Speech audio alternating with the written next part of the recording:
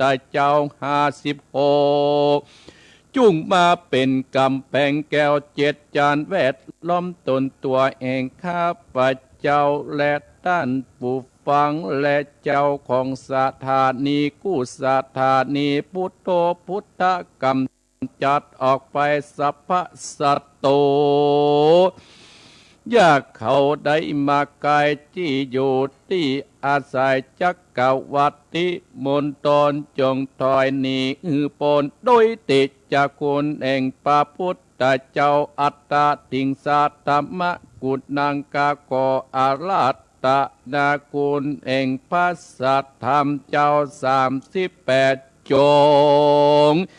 มาเป็นกำแพงแก้ว7 จานแวดล้อมตนตัวแห่งข้าพเจ้าและท่านผู้ฟังเจ้าของสถานีกู้สถานีธรรมโมธรรมัดกำจัดออกไปหมู่สัพพะสัตตูและโลกหลายตั้งหลายหื้อหนีไกลๆจักกวัติมณฑลที่อยู่ที่อาศัยจุงถอยหนีหือปนโดยเตจากคนแห่งพระสัทธรรมเจ้า38สังฆจาจุตตาเจวากาโกอรัตตนาคุณพระสังฆเจ้า14จุกมาเป็นกำแพงแก้ว7 จันมาแวดล้อมตนตัวเองข้าพเจ้าและท่านผู้ฟังเจ้าของสถานีกู้สถานีสังโฆสังคับกำจัดออกไปสัพพะสัตโตและลูกหลายตั้งหลายอย่าได้เข้ามาไกลที่อยู่ที่อาศัยจักกวัติมณฑลจงต่อยหนีหือปนโดยเตจากคนเองพระสังฆเจ้า14ติลัตตะนางอาหังวันตามิสินดาสาอิติปิโสภกวัตจาจาระคุณนางกาโคอลัตตนาคุณพระอาจารย์10 ตาจงมาอยู่ทั่วอาการ32อัตตกรรมตานางคาขออารัตตนาคุณพระอาจารย์กรรมตานเจ้า18จงมาเป็นทิพมนทวาทสะอาโปกาโคอารัตตนาพระคงคา12เอกาวิสัตติธรณีคุณนางกาโขอลัตตนาคุณพระธรณีสาเอสัตตะวะโยกาโขอลัตตนาคุณลมเจ็ดสะเตโชกาโขอลัตตนาคุณไฟหกนามาลาเรียกว่าธาตุตั้งสี่มีดินน้ำและลมไฟนี้เป็นที่พึ่งแห่งทรัพย์ประสัตบัดนี้กะโกอาราตนามากำจัดนะทะโลโมตะลายพุทธสุนอายทาสุนนิยะทนอยู่ได้นะกะโลกะกุสัตโตสัมปาวโอนโตจุงบังเกิดเป็นนาคือว่าพระโกนนาโกมเป็นอาโปทัดนามยิ่งตัวกัจยาโมกัดโดโคตะโมสัมปาวโอนโตจุงบังเกิดเป็นโมคือว่าพระโกนนาโกมเป็นทัดลมหือสัสะมังสะและโลมาพุทธกาโลกัสสะโปสัมปวะโอนตุจุงหือบังเกิดเป็นพุทธคือกัสสะโปเป็นเตโชทัดไฟลังลานสังหารผ้าพันอาสรพิษกัตติยาตั้งแต่เกสาดุมานาคาตันตาตะโจงมังสังมาอาโดอาจิอาจิมิจังวากางอัตตะจังยะกะนางกิโลมะกังปิอากังปัปปะสังอันตังอันตะกุดนางอุตตะติยังกัตติสามเป็นนาเสมังอุปโลอิตังเสตโตเมโตอสุวัตตาเขงโกสิงกาตะสิกามุกังมัตตะเกมัตตะลุงกันติตาวัติงสักกะรังภูมิมูสรพิษกติยาทุ ทุกกาภะกาถาก็หือวิ่งหนีทากะโมโคตะโมสมภาวะอนตุจุงบังเกิดเป็นตาคือปัสสิกายมุนีเป็นปัตตวีทัพเนญยกะโมโคตะโมสัมภวะอนตุจุงบังเกิดเป็นยาคือปัสสิริยะเมตตาเมตไตจะเป็นอากาศาฝูงหมู่มานนะ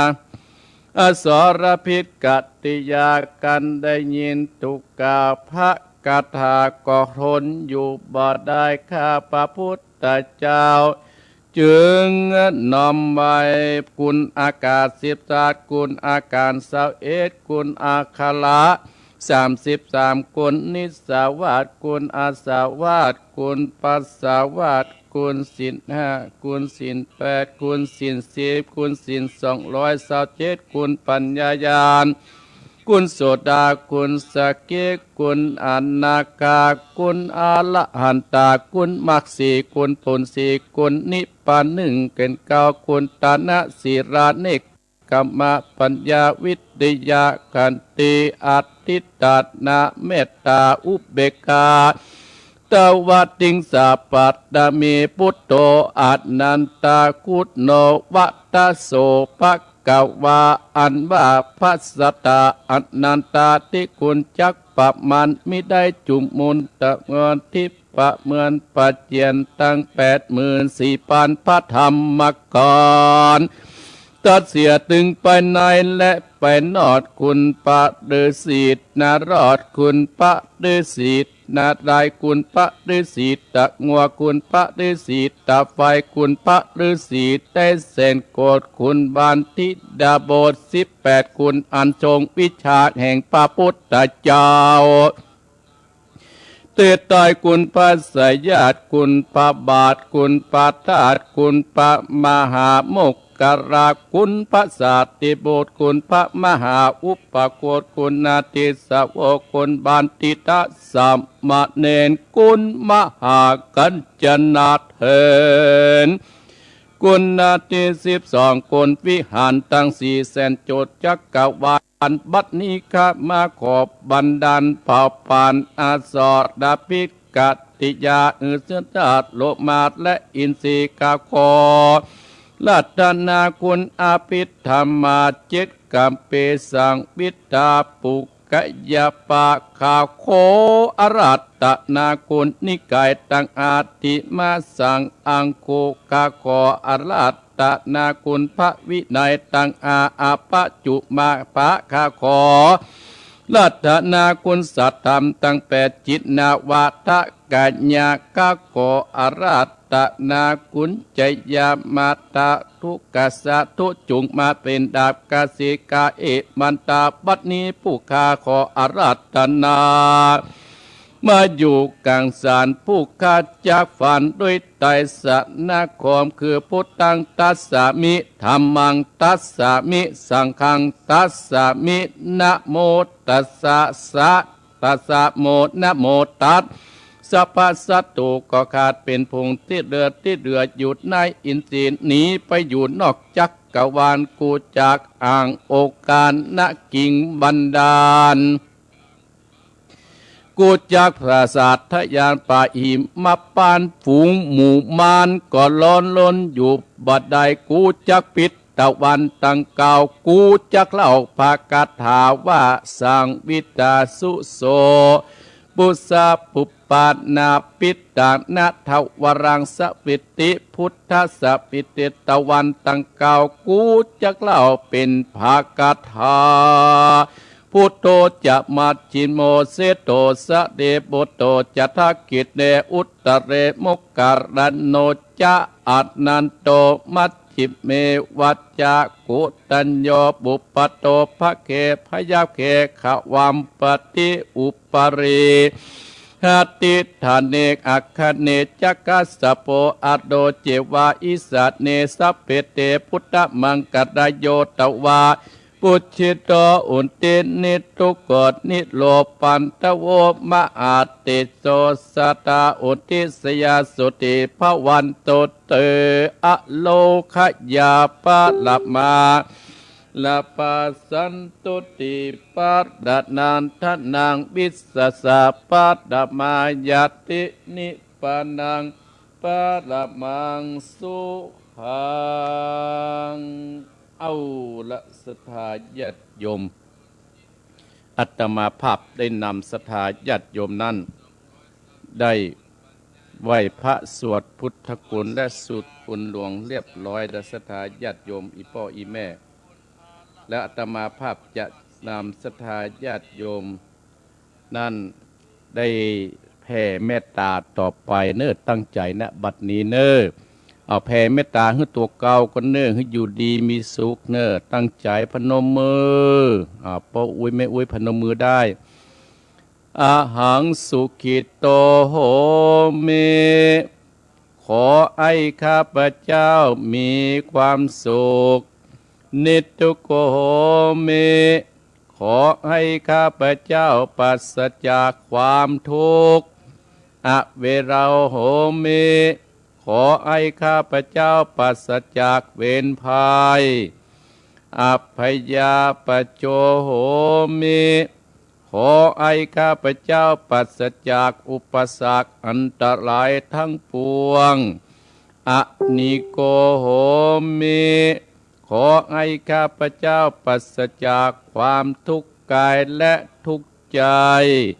สุขีอัตตนังปฏิหารามิขอให้ข้าพเจ้ามีความสุขกายสุขใจรักษาตนให้รอดพ้นจากทุกข์ไปทั้งหมดทั้งสิ้นเถิดข้าพเจ้าขออโหสิกรรมกรรมใดที่ทำแก่ผู้ใดคนใดในชาติใดๆก็ตามขอให้เจ้ากรรมและนายเวรจงอโหสิกรรมให้แก่ข้าพเจ้าอย่าได้จองเวรและจองกรรมต่อไปเลยแม้แต่กรรมที่ใครๆทำแก่ข้าพเจ้าก็ตามข้าพเจ้าขออโหสิกรรมให้ทั้งสิ้นยกถวายพระพุทธเจ้าเป็นอภัยทานเพื่อจะไม่มีเวรมีกรรมต่อไปด้วยอานิสงส์แห่งอภัยทานนี้ขอให้ข้าพเจ้าครอบครัวบุตรหลานตลอดจนวงศาคณาญาติและผู้กระคุณของข้าพเจ้ามีความสุขมีความเจริญปฏิบัติในสิ่งที่ดีได้สิ่งที่ชอบด้วยเทินสัพเพสัตตาอันว่าสัตว์ทั้งหลายที่เป็นเพื่อนโตเกิดแก่เจ็บตายด้วยกันทั้งหมดทั้งสิ้นอเวราโหนโตจงเป็นสุขเถิดอย่าได้มีเวรแก่กันและกันเลยอาภายาปชาโหนโตจงเป็นสุขเถิดอย่าได้เบียดเบียนซึ่งกันและกันเลยอานิกาโหนโตจงเป็นสุขเถิดอย่าได้มีความทุกข์กายและทุกข์ใจเลยสุขีอัตตานังปฏิหารันโตจงมีความสุขกายและสุขใจรักษาตนให้รอดพ้นจากทุกข์ไปทั้งหมดทั้งสิ้นเถิดท่านทั้งหลายที่ต้องทุกข์ขอให้พ้นจากทุกข์ท่านทั้งหลายที่ได้สุขแล้วขอให้ได้สุขยิ่งขึ้นไปโดยการทุกข้านทุกคนด้วยเถิดเอาละศรัทธาญาติโยมบรรดาพ่ออุ้ยแม่อุ้ยพ่อออกแม่ออกพี่น้องศรัทธาญาติโยมท่านผู้ฟังของอาตมาภาพทุกท่านทุกคนอาตมาภาพพระครูวรธรรมนาถเจ้าอาวาสวัดหนองเหียงตำบลสันติสุขอำเภอเดรอก็ได้นำท่านทั้งหลายนั้นไหว้พระสวดพุทธคุณธรรมคุณสวดอิติปิโส9 จบกันในวันนี้นะมาใหม่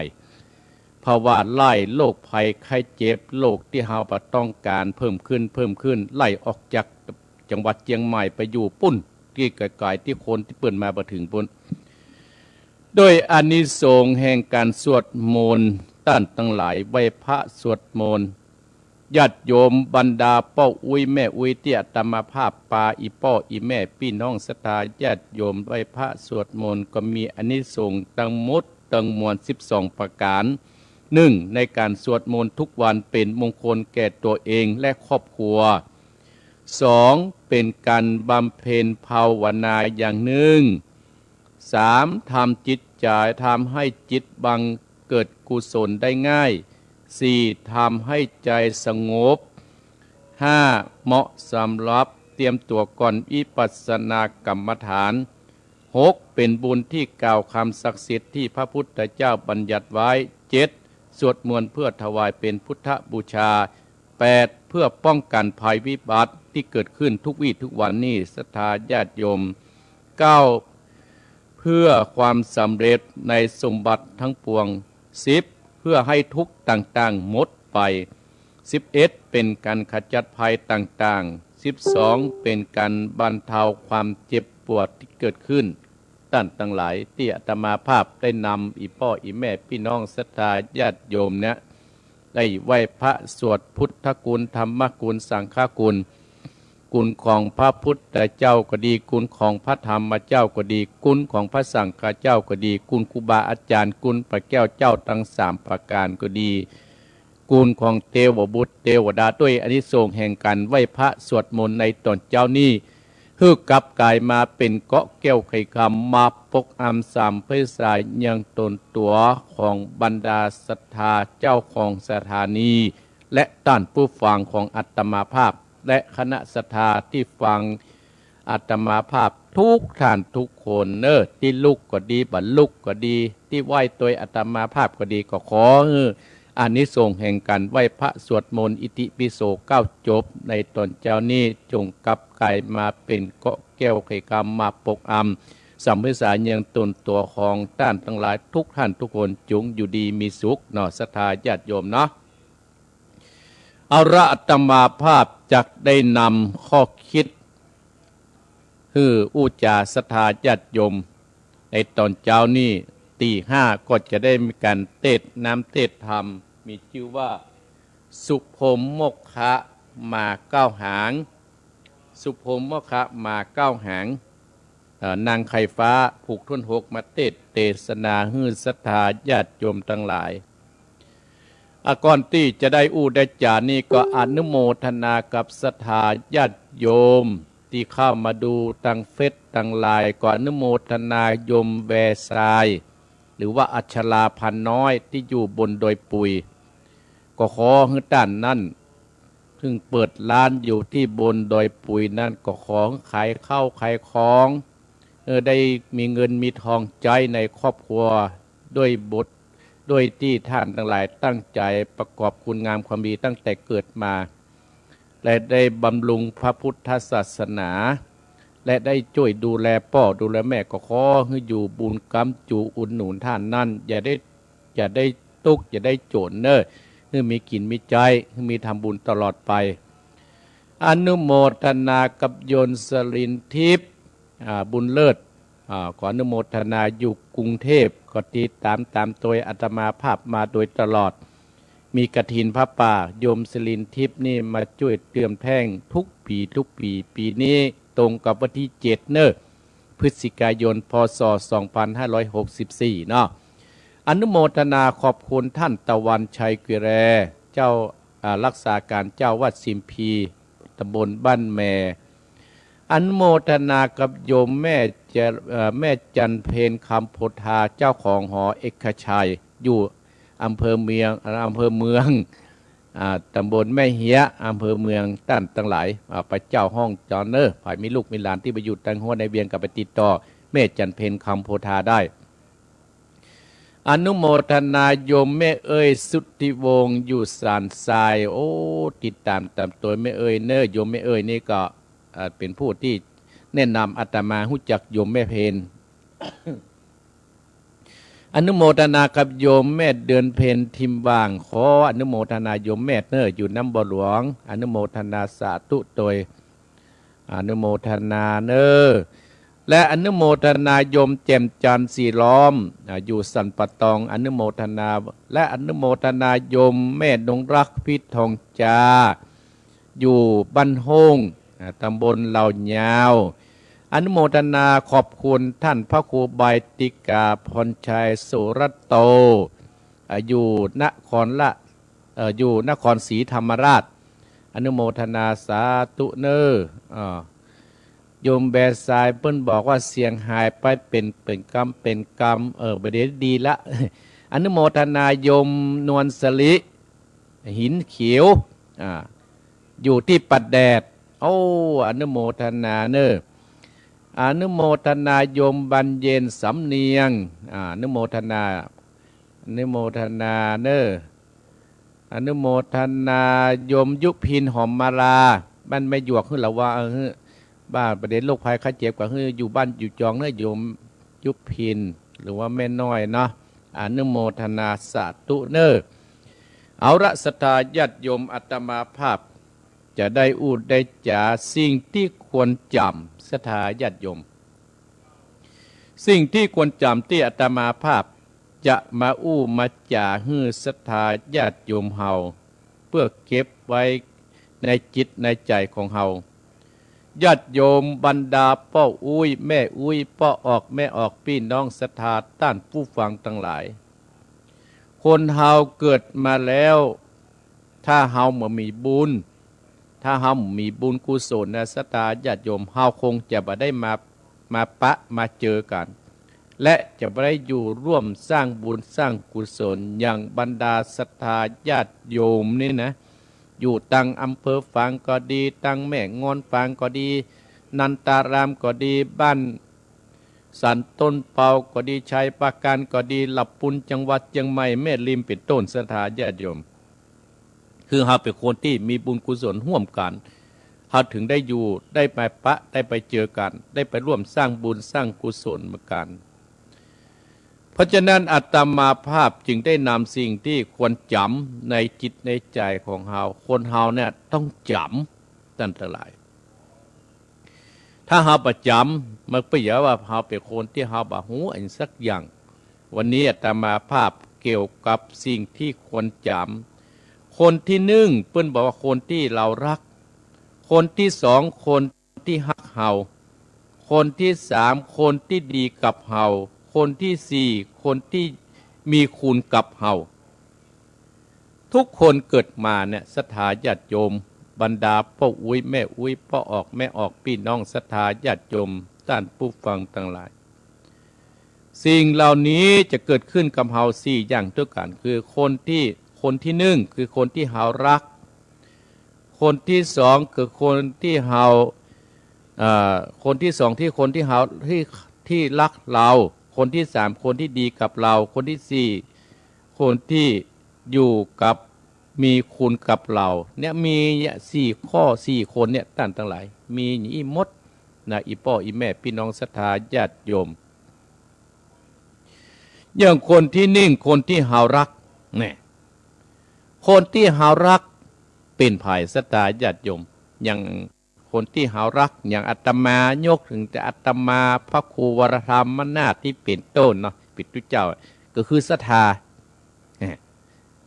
ที่เป็นฮักเฮาและนับถือเราที่เป็นห่วงเฮาเนี่ยคนเฮาเกิดมาในโลกเนี่ยท่านทั้งหลายมีความฮักกันกูคู่กูคนความฮักนั้นเป็นสิ่งอันประเสริฐทำให้เฮานั้นมีความเจริญรุ่งเรืองในชุมชนนั้นท่านทั้งหลายคนที่หนึ่งคนที่เฮารักอย่างอาตมาก็คือศรัทธาอย่างบรรดาศรัทธาที่ติดตามตัวอาตมาภาพที่อยู่ตามบ้านเหนือบ้านใต้วันตกวันออกอยู่ทั้งอำเภอฝางก็ดีแม่จงดีเขาก็ดีป้อนน้อยบุญปันเขาก็ดีแม่ปราณีเขาก็ดีหลายผู้หลายคนที่อยู่ใช้ประกันให้กันนักหนาปาปั้นศรัทธาญาติโยมที่ได้เคยกินเคยทานอันนี้ก็คือเหมือนคนที่ฮักและนับถือกันเนี่ยเฮาคนที่มีบุญและมาปะกันเนี่ยศรัทธาญาติโยมคนที่เฮารักคนที่เรารัก ก็คืออย่างศรัทธาญาติโยมอาจจะเป็นลูกเป็นเต้าลูกเต้าอาจจะเป็นพ่อแม่เฮาที่มันฮักเฮาเฮาก็ต้องเชื่อพ่อแม่เฮาอันนี้เป็นต้นคนที่เรารักคนที่สองคนที่ฮักเราก็เนี่ยคือในคนในครอบครัวเนี่ยศรัทธาญาติโยม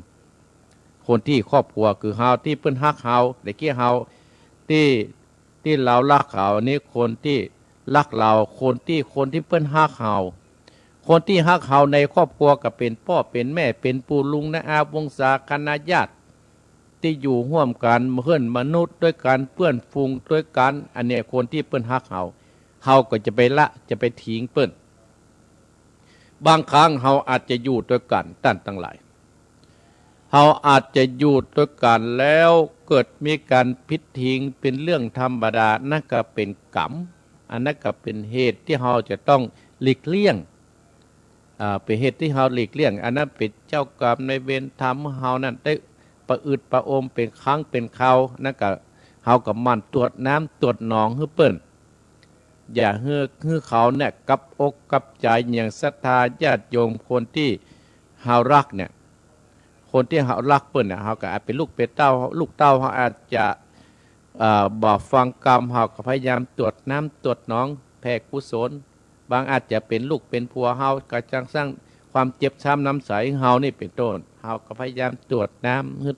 ให้เปลี่ยนเตวบุตรเตวดาที่รักษาตนตัวเขาให้ได้คนที่ดีกับเราศรัทธาญาติโยมทุกคนนั้นเกิดมาประจมกันโมคนที่ดีกับเราเฮาก็มีมากมายอย่างอาตมาภาพคนที่ดีกับเราอย่างอาตมาภาพเนี้ยก็มีครูบาอาจารย์ที่อยู่ขึ้นสีขาวโดยเฉพาะท่านพระครูอภิวัฒนวิกรมเนี่ยมันดีกับอาตมาภาพเฮาก็จะไปสร้างความเจ็บช้ำน้ำใจสิ่งอันใดที่เฮาจะช่วยได้สิ่งที่อันใดที่เฮาจะอู้ได้เฮาก็ช่วยเติมช่วยแท่งไป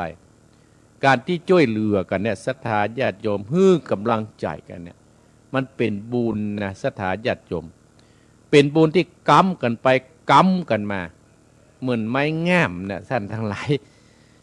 ไม้งามเนี่ยศรัทธาถ้ามันมีงามเฮาไปกำลมใหญ่ได้ก็ศรัทธาญาติโยมถ้าลมใหญ่ถ้าปากกำมันก็จะต้องหักมันจะต้องก้นลงมาเพราะฉะนั้นคนเฮาที่ดีกับเหมือนกับไม้งามกำกันไปกับกำกันมาช่วยกันคนเฮาเนี่ยจะอยู่คนเดียวบ่ได้ศรัทธาญาติโยมในโลกนี้คนเฮาเนี่ยอยู่คนเดียวบ่ได้เฮาก็ต้องอาศัยอาตมาภาพยังต้องอาศัยศรัทธาญาติโยมขึ้นสีขาวบอกว่าอยู่ในเมืองเจียงใบแม่จรูนเขาเป็นต้นแม่จันเพ็ญเขาเป็นต้นโยมพัชนันเขาเนี่ยเตี้ยอาตมาภาพมุจโยมแม่เอ้ยกับสุตินันเขาเนี่ยชันซ้ายเป็นต้นที่อาตมาหูจักที่หูจักเปิ้นที่เปิ้นกินแต่ตานไปไหนไปมาได้มาแวะมาเวียนหาอาตมาภาพที่โยมขึ้นสีขาววัน2-3 วันก็โยมจากจอมตองเนี่ยสัตว์ทั้งหลายคนจากจอมตองแม่กลางนี่ก็มันนักหนาป้าเนื้อสตาญาติโยมแต่ว่าก็บ้านเรายาวใต้ก็มา3-4 คนเอาอาหารที่อาตมาภาพฉันเนี่ยเป็นห่วงเป็นอันเนี้ยท่านทั้งหลายคนที่ดีกับเฮาคนที่ดีกับเฮาถ้าเฮาไปเนรคุณเปิ้นถ้าไปเนี่ยเฮเปิ้นเนี่ยท่านทั้งหลายมันก็บ่ดีแต่บางครั้งสิ่งที่เฮาพึงประสงค์ก็จะเกิดขึ้นกับตัวเฮาก็ถือว่าเป็นกรรมเฮาเสียนิดนึงกรรมของคนเฮาเนี่ยท่านทั้งหลายอีพ่ออีแม่มีกันคู่คนแม้แต่องค์สมเด็จพระสัมมาสัมพุทธเจ้ายังมีกรรมเป็นของตนแม้แต่สาวกพระพุทธเจ้าก็ยังมีกรรมเป็นของตนมีกรรมเป็นเผ่าเป็นพันมีกรรมเป็นกรรมสังคยะเฮาก็มีอย่างพระมหาโมคคลเถรเจ้าเนี่ยท่านทั้งหลายซึ่งมีฤทธิ์มีเดชก็ยังมีกรรมโดนโจร500ฆ่าตายท่านทั้งหลายเนี่ยท่านทั้งหลายกรรมเกิดขึ้นได้3ต่างด้วยกัน1กายกรรมกรรมทางกาย2วจีกรรมกรรมทางวาจา3มโนกรรมกรรมทางใจที่เกิดขึ้นทุกวี่ทุกวันเนี่ยเพราะฉะนั้นเฮาก็ต้องหลีกเลี่ยงในการสร้างบุพกรรมเนี่ยกรรมเนี่ยมันตามตันนะท่านทั้งหลายอาตมาภาพเชื่อขนาดแต่นะท่านทั้งหลาย อาตมาภาพยอมรับว่าเชื่อสิ่งที่เขาบอกมันน่าเชื่อมันก็เกิดขึ้นนะสมมุติว่ามีวันใดวันหนึ่งศรัทธาญาติโยมมีวันใดวันหนึ่งเนี่ยอีพ่ออีแม่พี่น้องศรัทธาญาติโยมวันใดวันหนึ่งอาตมาภาพอาตมาภาพผ่านมาหลายด้านนะกรรมเนี่ยนะที่เขาทำโดยเขาตั้งใจทำแต่ถ้ามาตั้งใจทำมันกับกรรมมันก็จะผลกระทบกับอยู่กับเตื้อกับตัวน้อยเดียวแต่ถ้าตั้งใจทำเนี่ยท่านทั้งหลายมันเจ็บเนื้อท่านทั้งหลายบรรดาอีพ่ออีแม่อู้ถึงกรรมอย่างในพระพุทธศาสนาในธรรมเรื่องหนึ่งนะท่านนะผลของกรรมเนี่ยผลของกรรมเนี่ยนิกรรมของพระมหาโมคคัลลานะนะท่านทั้งหลายอาตมาภาพอ่านธรรมมาจักเล่าเพื่อศรัทธาได้สดับรับฟังกันสมัยหนึ่งจาดหนึ่งของพระมหาโมคคัลลานะชื่อว่ามานพน้อยท่านทั้งหลายมานพน้อยนี่มีพ่อเป็นเศรษฐีมีแม่เป็นเศรษฐีแต่กรรมของมานพน้อยเนี่ยพ่อเปิ้นตาบอดแม่เปิ้นตาบอดอยู่มาเมินพอสมควรมานพน้อยนี่อายุได้ประมาณได้ประมาณ20 กว่าปีพ่อเศรษฐีแม่เศรษฐีก็บอกว่าพ่อของมนุษย์น้อยว่าน้อยเฮ้ยจงไปเสาะภรรยามาเพื่อแบ่งภาระหน้าที่ของเจ้าหน่อยเนอะถึงวันเนี่ยเจ้าเนี่ยไปแย่การถึงวันทำงานถึงวันพลิกมากันเน็ดเหนื่อยแล้วเพราะจะต้องมาดูแลแม่ถ้าตัวมีภรรยาเนี่ยตัวจะได้ให้ภรรยาเนี่ยแบ่งภาระหน้าที่แห่งน้อยหนึ่งมนุษย์น้อยก็บอกว่าพ่อแม่ลูกจะดูแลพ่อแม่จนถึงวันตายมนุษย์น้อยไว้แต่สุดท้ายทนความประเล้าประโลมบ่ได้ศรัทธาญาติโยมมนุษย์น้อยก็ได้ไปเอาผู้หญิงมาคนหนึ่งไม่หญิงมาคนหนึ่งมาอยู่เป็นภรรยาเริ่มต้นใหม่ๆนี่ภรรยาของเจ้ามนุษย์น้อยก็ดีตั้งแต่หลายอยู่เข้าเหมือนเข้าดูแลคนตาบอดตั้งแต่หลายมันก็ลำบากเป็นเรื่องธรรมดาคนแก่ก็หลงลืมและตามหันก็สร้างความทุกข์ให้นางภรรยาของเจ้ามนุษย์น้อยอยู่มาวันหนึ่งภรรยาของเจ้ามนุษย์น้อยกับว่ามาจากกับว่าไอ้มนุษย์เฮ้ยบ่เดี๋ยวนี้นะพ่อเขาก็แก่แม่ไอ้ก็แก่แล้วไอ้น่าจะไปปล่อยหรือว่าไอ้น่าจะฆ่าเจ้ามนุษย์น้อยก็บอกว่าภรรยาน้องอันนี้เป็นพ่อไอ้แม่ไอ้นะเมินเข้าตั้งตั้งหลายภรรยาของเจ้ามนุษย์น้อยก็แฟนเปิ้นตึงวันผัวเปิ้นตึงวันสุดท้ายเจ้ามนุษย์น้อยก็ใจอ่อนไปตามกระแสว่าจริงไปตามที่เมียเปิ้นก็เลยได้ไปออกอุบายให้กับพ่อกับแม่เปิ้นบอกว่าพ่อแม่ตั้งแต่พ่อแม่น่ะตาบอดอีพ่ออีแม่บ่ได้ไปเอียหาปู่ย่าตายายแห่งหมู่บ้านหนึ่งนะคนเฒ่าได้ยินอย่างนี้ว่าลูกใจเปิ้นจะปาไปแอวนั่นนะดีอกดีใจสมัยก่อนเนี่ยท่านทั้งหลายจะไปแอวหาผายเนี่ยเปิ้นมีรถยนต์เปิ้นมีรถเครื่องเปิ้นมีล้อหรือว่ามีเกวียนหรอกมานพน้อยนี่ก็เอาพ่อเอาแม่ขึ้นอยู่ในล้อบนล้อแล้วก็ปาพ่อแม่เปิ้นไปถึงกลางป่าท่านทั้งหลายมนุษย์น้อยกับภรรยาทำเป็นเสียงโจรจะมาปล้นเจ้ามนุษย์เลยทำเป็นเสียงโจรว่าโจรกำลังปล้นเอาไม้ไปบุบพ่อบุบแม่ของตัวเองท่านทั้งหลายบุบพ่อบุบแม่ของตัวเองทำให้ความเกิดเจ็บปวดเกิดขึ้นกับพ่อของเจ้าแม่ของเจ้าของตัวเก่านั่นพ่อของมนุษย์น้อยแม่ของน้องก็ได้บอกพ่อโจรปล่อยลูกข้าไปเนิ่นต้านต้องการอย่างการต้องการนี้เตอะข้าขอชีวิตลูกข้าไว้บอกคือเจ้าของโจรมนุษย์น้อยได้ยินอย่างอ่านเกิดความใจอ่อนต้านทั้งหลายว่าเฮาเนี่ยได้ทำความผิดแล้วก็เลยพ่ออุ้มแม่เปิ้นบอกว่าพ่อแม่โจรหนีไปแล้วแล้วก็พ่อแม่ปิกมาบ้านต่างหลายตั้งแต่วันนั้นเป็นต้นไปเจ้ามนุษย์น้อยก็บอกภรรยาว่าให้ดูแลพ่อดูแลแม่เปิ้นเนี่ยต่างหลายพ่อแม่คนที่ฮักเราเนี่ยแม้นว่าจะโดน แม้นว่าจะใกล้จะตายแล้วก็ดีก็ขอไว้ชีวิตลูกเต้าเนี่ยท่านนะเพราะฉะนั้นลูกเต้าก็ต้องดูแลพ่อดูแลแม่ก็เป็นต้นสุดท้ายท่านทั้งหลายเจ้ามนุษย์น้อยนั่นก็เสี่ยงชีวิตพ่อเพื่อเสี่ยงชีวิตตายไปมนุษย์น้อยเกิดไปเป็นพระมหาโมคคระในพระพุทธศาสนาหมู่พระสงฆ์ทั้งหลายก็เกิดความสงสัยก็ไปถามพระพุทธเจ้าว่าพระพุทธเจ้าเด็ดท่านผู้เจริญพวกเข้ากับผมอยากรู้ว่าทำไมถึง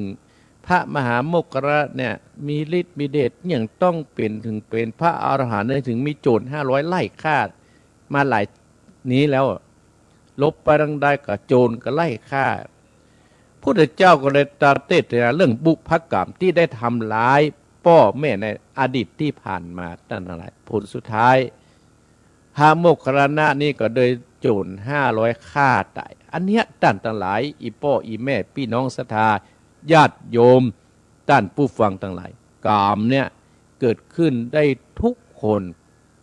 กามตั้งกายก็คือการไปกระทบกระทั่งกับคนอื่นให้ได้เจ็บได้ช้ำวาจาก็เป็นประกรรมที่ทำให้คนอื่นเนี่ยได้ทุกข์ใจกรรมอู้กรรมจ๋าก็สำคัญนะท่านทั้งหลายกรรมทั้งสองอย่างนะเกิดจากใจเฮามาถ้าใจบาสร้างมันก็เป็นไปบ่ได้เนี่ยอาตมาภาพหนึ่งฝากฝังให้ศรัทธาญาติโยมบรรดาพ่ออุ้ยแม่อุ้ยพ่อออกแม่ออกพี่น้องศรัทธาญาติโยมคนที่สี่ที่คุณคนที่สี่นะคนที่คุณที่มีคุณกับเฮามีคุณกับเฮาก็คือไผก็คือพระพุทธเจ้าพระธรรมเจ้าพระสังฆเจ้าพ่อแม่ครูบาอาจารย์นี่เป็นต้นเฮาหมู่เฮาตั้นตั้งหลายเฮาต้องปกป้องหมู่เหล่านี้ให้มันพ้นยิ่งบ่เดียวในศรัทธาญาติโยมโอ้ยอันอย่างน้อยก็ลงสื่ออันอย่างน้อยก็ลงข่าวอาตมาภาพว่ากรรมเหล่านี้คงจะไปถูกต้องเขาสักวันละอาตมาภาพวันใดกับวันหนึ่งอันนี้อาตมาภาพขอฝากฝังให้ศรัทธาญาติโยมเนาะอยู่กับศรัทธาญาติโยมวันนี้เกือบชั่วโมงวันนี้ก็ภาวนานะคือเสียงมาคือได้หายแต่กี้ว่าหายประกรรมแต่อาตมาภาพดูทางไลฟ์สดมันรวยไปตลอดอยู่ญาติโยมที่มันหายข้าวก่อนนั่นก็เพราะคอมเนอะเครื่องส่งคอมอาตมาภาพมันเก่าแต่คืนท่านพระครูพิวัฒนาวิกรมซื้อไม่กะซื้อได้กะแต่มันมีตังค์นะ มีปัจจัยแต่อาตมาภาพรองานวันที่7ก่อนเนาะแต่ซื้อไม้แต่นะวันที่7เนี่ยสถาญาติโยมโคตรตะขึ้นกับโคตรละกรรมเพื่อปิหปังกลัวบ่ได้มาพบปะพี่น้องศรัทธาญาติโยมอาตมาภาพขอฝากหลักธรรมสิ่งอันเล็กอันน้อยที่อาตมาภาพสิ่งที่ควรจำ1คนที่เรารัก2คนที่รักเรา3คนที่ดีกับเรา4คนที่4ก็คือคนที่มีคุณกับเฮาอันนี้อาตมาภาพขอฝากฝังให้ศรัทธาญาติโยมเวลาที่เหลือนี่อาตมาภาพได้อูดได้จ๋าต่างพี่น้องใกล้ๆเนอะญาติโยมอันนี้อาตมาภาพกำลังเปิดโทรศัพท์อยู่ขอบคุณศรัทธาญาติโยมเดี๋ยวขอภัยเข้าพรไม่หายนาน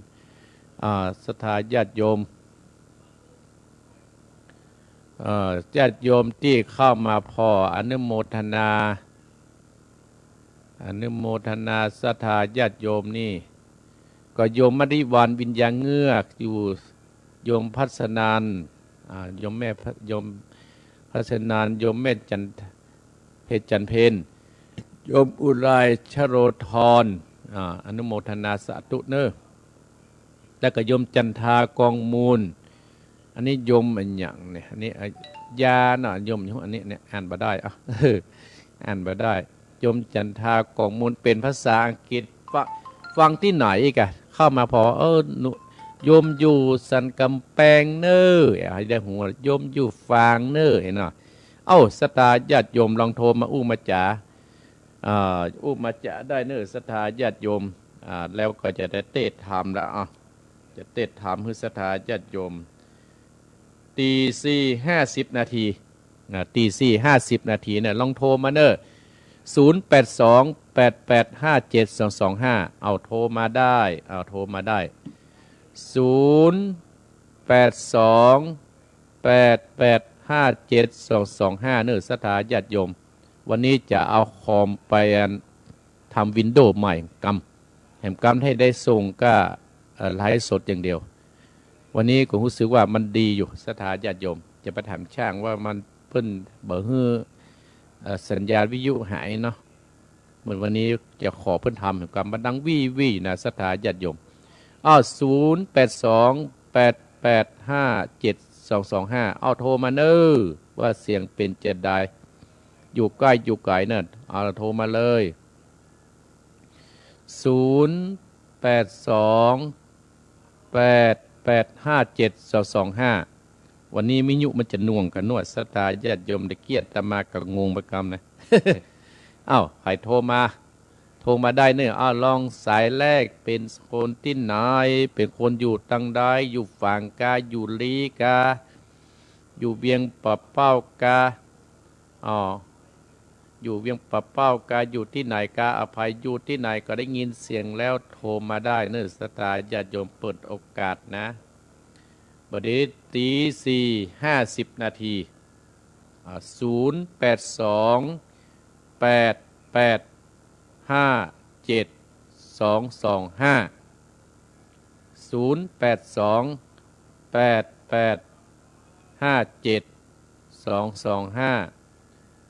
โยมสลับงานกฐินปีนี้ของที่วัดหนองเหียงตรงกับที่7 พฤศจิกายนเนื้อสตาญาติโยมไพ่ก็จะมาห่วมกับอาตมาภาพกระเจิญเนื้อสตาญาติโยมอาตมาภาพขอบพระคุณปออายแม่น้อยเนอปออายแม่น้อยที่จะมาร่วมกับอาตมาภาพบาดจะปาปี่ปาน้องปาลุงพันปาแม่พินเข้ามาก็ขอบคุณอนุโมทนาสาธุโดยก็เฮากับทยอยกันมาสถาญาติโยมเฮาบ่ต้องมากลุ่มเดียววันค่ำอาตมาภาพจะอยู่วันค่ำเลยก็เมื่อเจ้าอาตมาภาพก็จะทำพิธีกับศรัทธาก็เอาคนที่มันมาบัดไหลที่เปิ้นบัดไหลที่มาเฮาก็ทยอยกันมา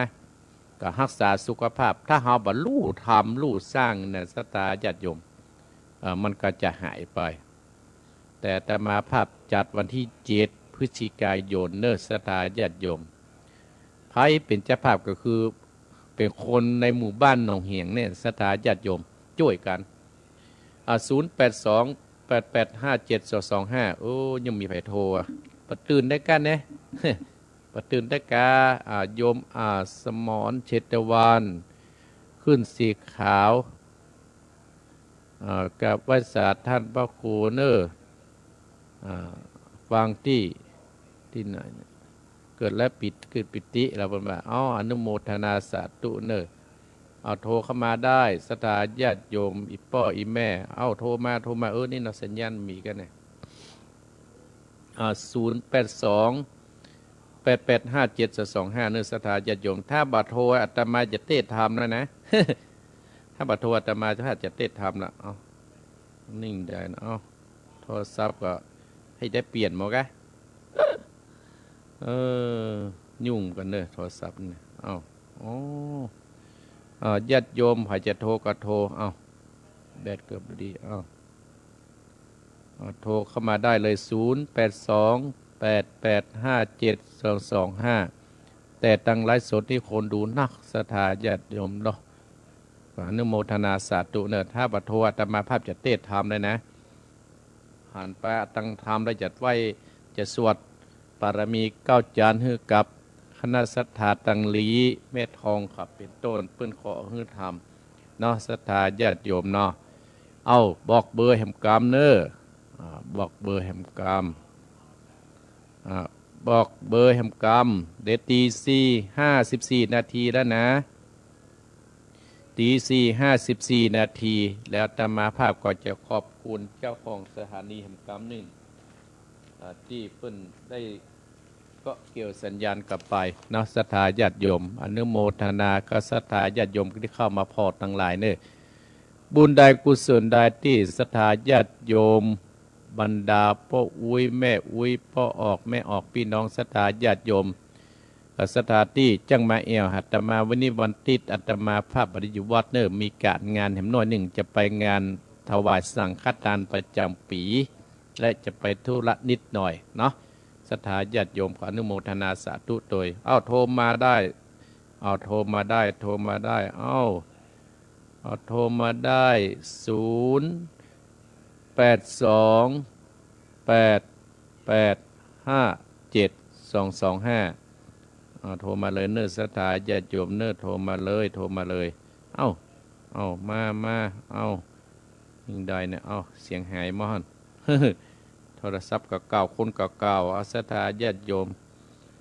ถ้าบัดโทรมาอาตมาภาพก็จะได้เตะทำแล้วนะถ้าบัดโทรมาอาตมาภาพก็จะเตะทำแล้วเนอะถ้าอาตมาภาพปิดแล้วก็ว่าเดือดร้อนมาได้เนอะศรัทธาญาติโยมเดือดร้อนมาได้ละศรัทธาญาติโยมอาตมาภาพก็จะได้ขอบคุณเจ้าของสถานีฮับเวลาตั้งแต่ตี 5ประเด็นนี้กำลังตี 4:55 นาทีตี 4:55 นาทีก็โอกาสนี้ก็เชิญศรัทธาญาติโยมตั้งใจภัยจัดโทรมาก็อู้จากกับอาตมาภาพก็โทรมาได้082 885 7225เนี่ย082 885 7225เบอร์ที่โทรอาตมาส่วนเบอร์มือถือส่วนตัวตอนนี้อาตมาภาพปิดอยู่สถาญาติโยมแต่ถ้าออกรายการแล้วก็โทรมาอู้จาอาตมาภาพได้อาตมาภาพขอบคุณศรัทธาที่มาเอวมาแหวงได้มาเติมมาแท่งที่วัดดงเหียงมาเอวมาแท่งมาเติมวัดดงเหียงก็ขอบคุณศรัทธาญาติโยมเนาะสำหรับพี่น้องศรัทธาญาติโยมอีพ่ออีแม่น้ำธรรมคำสอนที่อาตมาภาพจะได้เทศมาตอนเช้านี้เทศในตอนเช้านี้ก็เป็นเจ้าภาพนั่นก็คือแม่เพ็ญขาวเตี้ยบ้านเวียงหนองร่องอุทิศให้กับพ่อน้อยปานแม่เงินจีนาอิและนายอเนกชัยกวินอุทิศส่งกุศลให้กับพ่อสอนชัยชัยกวินแม่เพนถ้าจะตื่นแล้วเนาะถ้าตื่นแล้วก็โทรมาเลยเนอะเริ่มโทรมาแล้วศรัทธาญาติโยมนัดกันให้กันเนี่ยศรัทธาญาติโยมตะกี้มีโทรเบสเริ่มโทรละ082 885 7225เจริญปอนกับไว้สาครับโอ้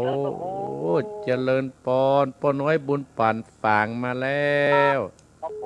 มลูกคิดล้างกลัวลูกกตัญญูไปลูกคุณพ่อเลยครับพี่ควายเนี่ยป้อน้อยตื่นเจ้าเนาะป้อน้อยเนาะครับผมตื่นตั้งแต่ตี 2แล้ววันนี้ก็สถานียังแขวนหน่อยก็มันดับไปกำไก่เกี้ยฝังที่ชัดเจนดีครับขอบคุณเนอะท่านพระครูยินดีเนอะปอนดีแล้วครับกลับไว้สาครับเจริญปอนปนโอยปุนปั่นเจริญปอนอยู่ที่ไหนอยู่มันแฝงเจ้าไม่งอนแฝงแม่งอนฝางแม่ยางแม่นวลตาแม่นวลตากะแม่นวลฟังที่กี่โมงแม่แก่ตื่นนะเดียวเจ้าพอดีได้ฟังเต็ดเนอะฟังเต็ดสุพมมาเก้าหางเนอะเจ้าได้ฟังเต็ดแม่นวลตึกปวันนี้ไปทางใดเด็กไปหัวได้อยู่บ้านฟังเนี่ยนะแม่เนอบุญรักษาแม่เนอเจริญปอนแม่นวลฝางแม่งอนเจริญปอนพระเจ้าธรรมโสแม่วิอินฟังส่วนแรกเน่แม่วิอินเสมิงเจ้าพี่น้องเสมิงพี่น้องเสมิงพี่น้องเสมิงเจ้าฟังตั้งแต่ตี 3มาแล้วนะเจ้ายินดีนะแม่วิอินเนอเจริญปอนแม่วิอินเสมิงจากฝั่งไปเสมิงข้าแพะข้าป่าเจริญปอนอยู่ที่ไหนแจงหูลินเวียงฝั่งเจ้าพี่น้องฝั่งมาล้อแจงหูลินแม่ฟังแต่เจ้ามาแล้วกะเจ้าฟังแต่เจ้ามาแล้วเจ้าวันนี้แม่ไปทางใดวันนี้แบบไป จังใดเจ้าเพิ่นการตลาดวัดวัดอย่างแม่ต้นหนุนเจ้าวัดต้นหนุนโอ้อาตมาเคยไปเห็นเหมือนต้นหนุนนี่ไงต้นหนุนเนาะอนุโมทนากับแม่เนอเจริญพรโยมแม่เจงหูรินเป็นสถาวัดต้นหนุนเจริญพรครับผมปอชิดโอ้ปอชิดตื่นกี่โมงหางดงตื่น3 โมงครับหางตื่น3 โมงครับผมแล้วฟังติดเนอปอเนอปอชิดนี่ติดตามตัวแต่ปอชิดฮักกวยปะกับคิดเตื้ออะไรฮะมาเคยครับได้ยินก็เสียงเนาะครับผมมีบุญสะเตื้อกันกวยปะกันเนาะน่าว่ามีการมีงานกันเนาะยินดีปอชิดเนอครับฟังเสมอเนอเจริญปอนปอชิดกับปะสันตะกะอู้กันเจริญปอนอันนี้กับบุญนะเจ้าแก่ภาษาเจ้าท่านพระครูแม่สุกแก้วสิเตี้ยเมื่อลงหลักคุณเด้อได้ไว้พระตัวท่านพระครูพุทธคุณธรรมคุณสังฆคุณโดยท่านพระครูแม่เมตตาโดยท่านพระครูและเด้อเจริญปอนนะแม่สุกแก้วเนอเจ้ากราบไหว้สาธุนะเจ้าเนอเจริญปอนแม่สุกแก้วเนี่ยเอาคนน้อยเจริญปอน5แล้วเด้อเจริญปอนอันตับไปอ้าไม่เจริญปอน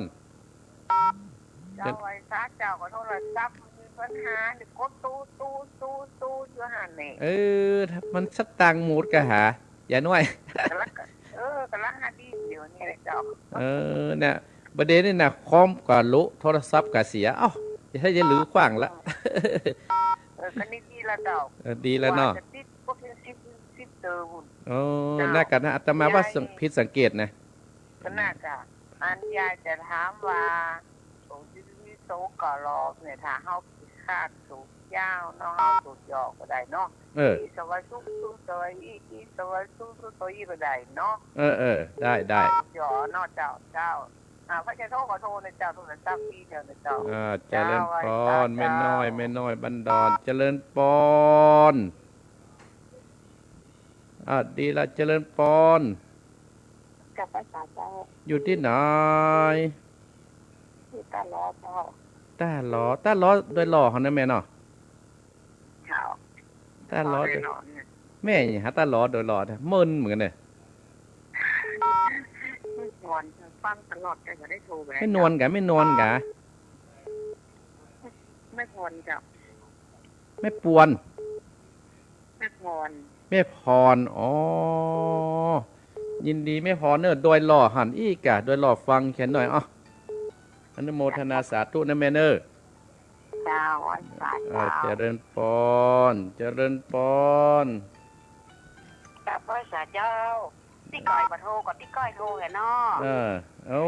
ไม่แดงเจ้าไม่แดงที่ก้อยก็โทรละกะไม่แดงเนาะเจ้าไม่แดงไม่วางเจ้าฟังอย่างเนอะฟังอยู่เนาะฟังกูอาทิตย์เลยแต่ว่าถ้าเธออาทิตย์ก็โทรบัตรติดเหมือนกันนะเจ้ากูอาทิตย์บัตรติดเหมือนกันเนาะ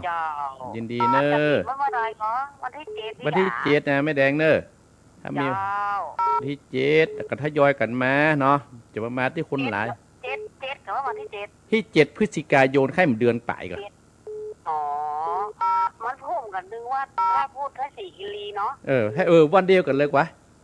วันเดียวกันพระอาจารย์จะไปพุ่นได้ไปเนาะได้ไปอยู่วัดเท่านี้กันอยู่วัดเท่านี้แหละมีเวลาก็จะไปเนาะเจ้า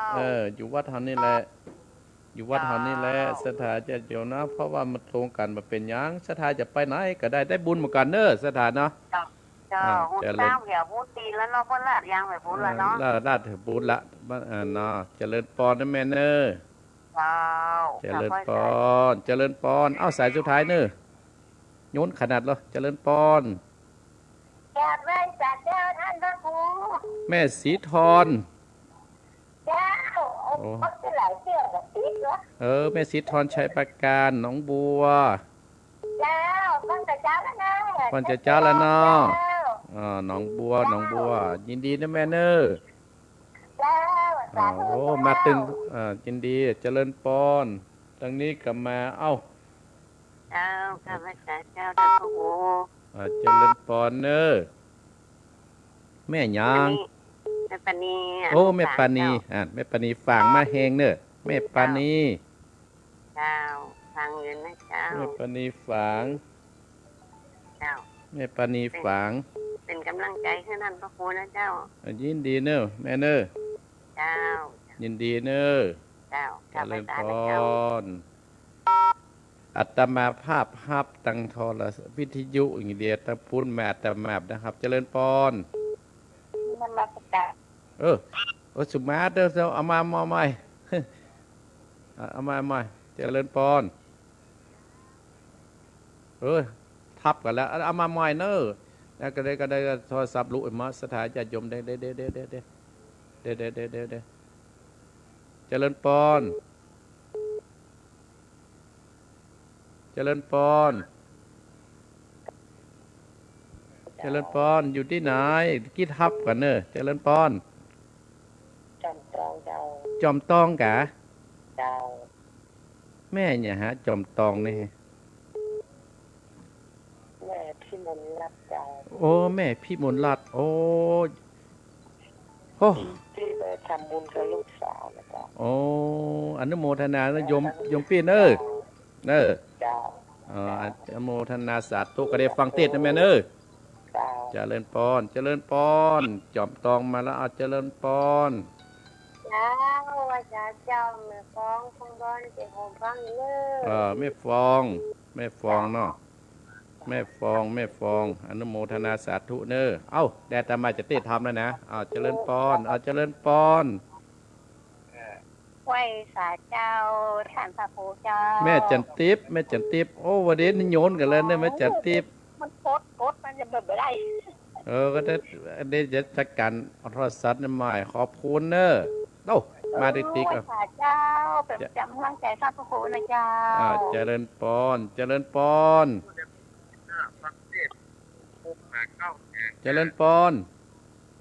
ฮัลโหลเจ้าอยู่ที่ไหนอยู่โป่งแยงเจ้าแม่ฟองเจ้าโป่งแยงแม่ริมป่ะนะแม่เจ้าโอ้แม่ฟองโป่งแยงโอ้ได้ยินชัดเจนก่อนแม่ได้ยินชัดเจนโทรไปจัดหลายครั้งมันแบบมันติดเลยแกมันแบบติดกะก็เลยแม่ฟังเทศน์เนอะแม่เนอะเจ้าแม่ฟองโป่งแยงเขาฟังลายก่อนแม่ก็บอกนะแม่พยายามฟังคนเดียวเนี่ยค่ะแล้วแม่อยู่บ้านอยู่ทางใดวัดเนี่ยอยู่ซอย3ลุ่มวัดเจ้าซอย3ลุ่มวัดจนเขาฟังนะแม่เนอมันติดอาตมาเนอเจ้าจะเลินปอนะก็ได้เบอร์ถือกันแน่เบอร์แห่งส่วนตัวท่านอาจารย์ได้กันเนี่ยได้จะบอกเนอแม่ในจดเนอเจ้าจะเลินปอนเอาละนอสถาญาโยมเนาะประเด็นนี้ลูกกันโทรละแต่กี้โทรศัพท์เสียท่านนั่นแหละอาตมามันเด้งเจริญปอน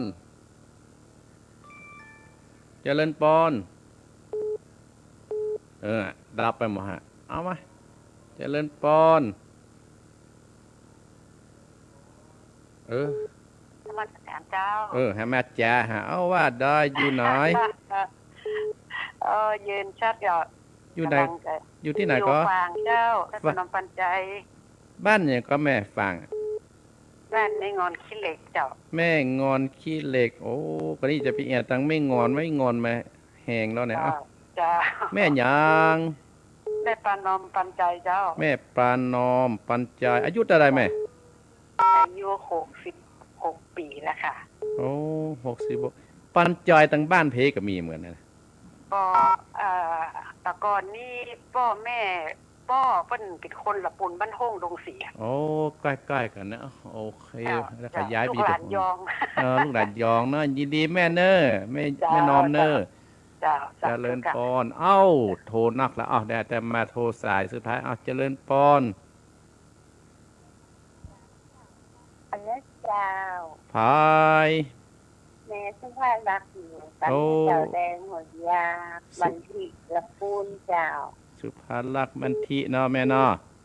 เจ้าอ๋อปอก่อนเนอนุโมทนาได้เต้นทำก่อนเนอจะเวลามันจะเสี่ยงเนาะแล้วกระเจนมีขอบคุณร่างใจนะเจ้าเจริญพ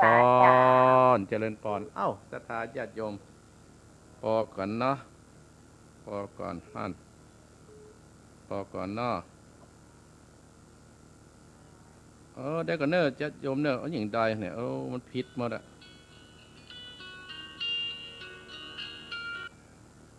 ศรัทธาญาติโยมอาตมาภาพขอสุมาอภัยเนี่ยโทรศัพท์เริ่มกวนมาหัน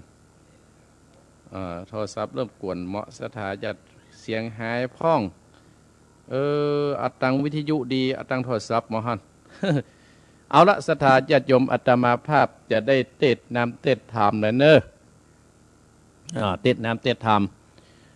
ชื่อว่ามาเก้าหางผูกท้นทกสุภโมกขะกุมารนางไข่ฟ้าที่จะได้เทศคือศรัทธาญาติโยมอนุโมทนากับป้าติมแสนเปงที่โทรที่เข้ามาเนาะพ่ออาจารย์คำปวนป้าอาจารย์คำปวนคุณอาจารย์จรแม่สมศรีอนุโมทนาขอบคุณป้าน้อยบุญปานฝางแม่งอนขี้เล็กแม่นวลแม่อุ้ยอินเสมิงแจงหูรินอำเภอฝางต้นหนุนและก็เวชสถาบัตต้นหนุนและก็ป้อชิดหางโดงแม่สุกแก้วศิราพรแล้วก็แม่น้อยบ้านดอนอันตาล้อแม่พรและก็แม่แดงโสภารามแม่วางแม่สีทรชัยประการแม่ปณีฝางจอมตองยมพิมลอนุโมทนาสาธุเนาะยมพิมลนี่เพิ่งจะขึ้นบ้านใหม่สักวันละอนุโมทนาสาธุวันนี้ฟังอาตมาภาพแม่ฟองลำปางแม่จันทิพย์แม่จันทิพย์เกตกรามและกับปงแยงแม่ฟองแม่ลิมเปิ้นแม่งอนขี้เล็กแม่ประนอมปัญใจและแม่สุภรักษ์แม่สุภรักษ์หลับปูนบันทิอนุโมทนาขอสุมาอภัยอีป้ออีแม่พี่น้องศรัทธาญาติโยมเนอะที่อาตมาภาพได้รับโทรศัพท์ก็ดีวันนี้รู้สึกว่าโทรศัพท์ลุมหาศรัทธาญาติโยมต่อไปก็ตั้งอกตั้งใจรับฟังมรดกธรรมกำเมืองเนอะโดยท่านเจ้าภาพนั้นก็คือแม่เพนข่าวเตี้ยพร้อมด้วยครอบครัวตานประเฮือกับป้อน้อยปานแม่เงินจินาอีและนายอเนกชัยกวินตานประเฮือกับพ่อของเปิ้นคือพ่อสัญชัยชัยกวินเนาะศรัทธาญาติโยมสำหรับธรรมมาเก้าหางผูกท้นทกสุภมกขะในนางไข่ฟ้านั้นท่านทั้งหลายเจ้าเมืองมิถิรานั้นได้เจ้าเมืองได้ใจตุกตะคือสุภมกขะเนี่ยไปเอาดอกบัวเหมาะศรัทธาญาติโยมถ้าบ่ได้ดอกบัวกับอนางเทวกัญญานะมาเป็นเมียไปเป็นมเหสีนะสุภมกขะก็เลยปิกไปที่ตูบน้อยไปน้ำตาย้อยสุดหุ่นตังให้บ่ฮู้ว่าจะไปเมืองพญานาคไปทางใดจะหาความช่วยเหลือจากภัยนางเทวกัญญาก็ถามว่าพญาเจ้าเมืองเปิ้นใจอย่างใดเปิ้นใจเปิ้นอย่างใดสุภมกขะกุมารก็บอกว่าโอ้เทวกัญญาเฮ้ยประเดี๋ยวนี้นะป้อพญาเจ้าเมืองเนี่ยเปิ้นใจให้ไอ้นะไปเอาดอกบัวปันกาบก่อนตั้งแต่เกิดใหญ่มาเนี่ยไอ้มหานสักเตื้อ มหานสักเตื้อดอกบัวปันกาบน่ะโอ้ประเดี๋ยวนี้ไอ้จะแย่งได้นางเทวกัญญาว่าโอ้ไอ้บ่ต้องเดือดอกเดือดใจบุญเฮามีเฮาถึงได้ปะก่อนไอ้บ่ต้องกลัวบอกสุภโมกขะแล้วก็อู้จากันทำเรื่องผูกท้นห้ามาเก้าหางสุภโมกขะก็เลยจบตัดที่หั่นบัดนี้สุภโมกขะกับนางเทวกัญญาจะแก้ปัญหาจะได้ก็ขอเชิญบรรดาศรัทธาญาติโยมบรรดาป้ออุ้ยแม่อุ้ยป้อออกแม่ออกนั่นติดตามตัวฟังมาเก้าหางสุภโมกขะนางไข่ฟ้าได้ณบัดนี้เนอตั้งอกตั้งใจเนอศรัทธาญาติโยม นะโมตัสสะภะคะวะโตอะระหะโตสัมมาสัมพุทธัสสะทัสสะวัจจานังโสตวะคัมมามัตตังโพธิสัตตังเอมาเตสัตตะโวตุดัสสะปุริสาตั้งหลายตั้งยิ่งใจตั้งหลายเคยพ้นจากตกวัฏฏะสงสารได้ถึงนิพพานเวียงแก้วเป็นที่แล้วไปเลินจริงปากันกาดตามบนไว้ตามได้หรือมีอันเป็นกองดีแบบเบานักปัจเจ้าอาจารย์ฮืดตันเก่านำวัดปูพัมปัจจัยปืนควบใบเป็นปาแก่คนกำปาอาจนาตาคนจะลาแก่เท่าเกินนักปัจเจ้าเจียงการแป่งใจดีจุมชื่นแล้วยกยืนยอตานนักปัจจาไขเป็นแกนว่าอันนี้แม่นว่าตานะปัตตะมีเป็นศีลที่สะอาดบอกหือขาดกับตนเมื่อหือขาดกับตนและนาก็หือมีศีลนัวมนเจ้าอาจารย์เจ้าเรียกว่าศีลนะปัตตะมีละนีปงกาตตามโอกาสมีมาได้เผา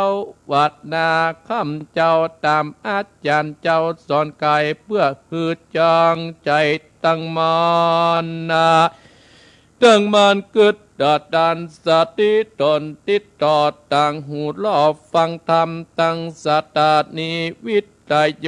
ตั้งแต่ตนติดที่สนถึงปลายนักมาอาจารย์ได้เป็นหลักเก่ามงคลจักบันดลสุขโยหือตั้นตั้งหลายได้อยู่สวัสดี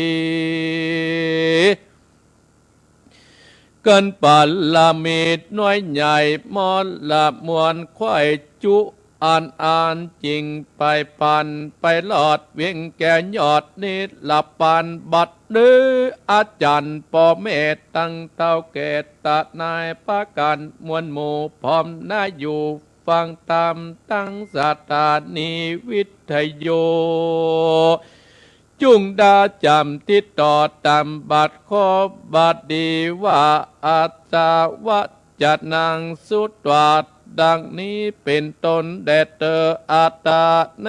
กาดดันนันนั่งนอไตเทวกัญญาฟังคำจาบอกกล่าวแห่งนอพระเจ้าบนมีเพื่อจักไขวาตีจิจองคือเป็นปองตั้งเตียวจึงรีบเร็วเก่าจีคัดแด่พี่ใส่ใจพี่จุงกันละไตเต้าติกาไม้ต้นอุบลต้นที่ตายเด็ดเอาดอกไม้วันออกก่อนจักจอนไตเต้าปื้นดอกเก่าดอกบัวไข่ปีดำลงไปอยู่ในใบตอยจากหันงูใหญ่นอนกวางเกิดหนตังอยู่หันพอยบ่อาจดันกาลาพี่จุงเอาแย่ใส่ปากตัวมันกัดเลวันปัญญมอ่อนแล้วก็กวดนำตังพี่บุญกวางยาจาจุงจอมกาดโตยไปเป็นตังยาจาอย่าฮือปนจากกองตามันจากป่าไปหลอดถึงแก่ยอดอยู่แดนไตแต่ใจชื่อเมืองมดง่ำใหญ่ลาดตาดีมันจึงหนีปีกปอกไว้หน้าออกขึ้นมาพี่จึงซะนอนยังจอดอยู่ในบ่อนเวียงใจก้อยกาดนิ่งใจสันปออาจจ้องอุบายและเก่งไก่นอดดาวโนนเจ้าปะดาเป็นพันดิจาร่วมกลางสมไปอังกาดนิ่งใจอย่าเมื่อได้เจนกว่าอุนดา